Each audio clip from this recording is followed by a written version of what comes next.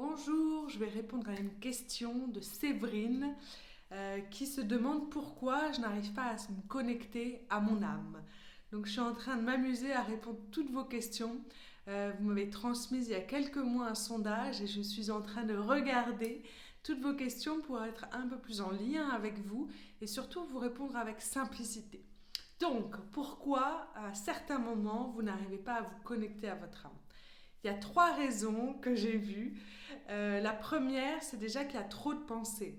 Quand on a une charge mentale qui est importante, quand par exemple vous dînez avec votre conjoint ou une amie et qu'elle, elle reste dans le vide et que vous voyez qu'elle pense à plein de trucs, ok, ça veut dire qu'elle est tellement à se projeter des pensées sur le passé, sur l'avenir, sur ses relations actuelles, sur son travail, et ben en fait on est trop dans une énergie qui va être au niveau de l'esprit pensant et pas assez au niveau de notre âme. Et donc c'est important pour ça d'apaiser en fait son mental, donc de diminuer ses pensées pour être un peu plus à l'écoute de son âme. Donc quand on est trop dans ses pensées, ça marche pas. Donc ça c'est la première explication. La deuxième, c'est qu'on ne pratique pas.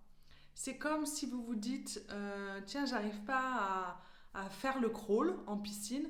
Ok, est-ce que tu t'es entraîné à faire le crawl? Et là, l'idée, c'est vraiment, vous pouvez travailler seul, vous pouvez travailler avec une personne comme moi ou d'autres qui vont vous aider à comprendre comment vous connecter à votre âme et à pratiquer. C'est vraiment la pratique.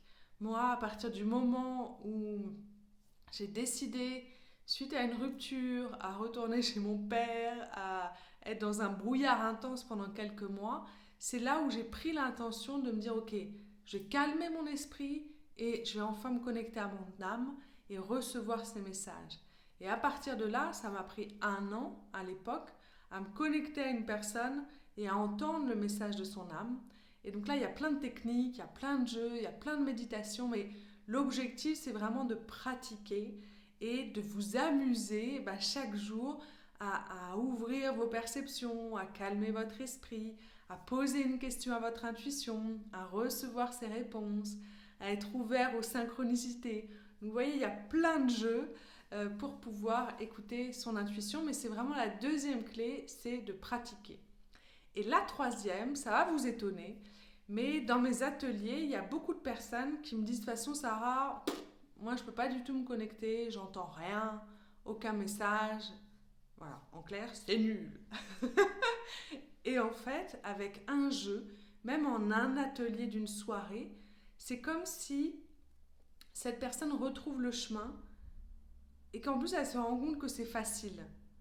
Et une personne, à un moment à Tahiti, après un jeu assez simple, assez ludique, me dit mais moi Sarah, ça n'a pas du tout marché pour moi. J'étais en duo et en fait, j'ai dit un message mais vraiment trop simple quoi. Et l'autre personne qui dit bah si, en fait ça m'a énormément parlé par rapport à ma problématique du moment. Pour moi c'était clair, c'était limpide.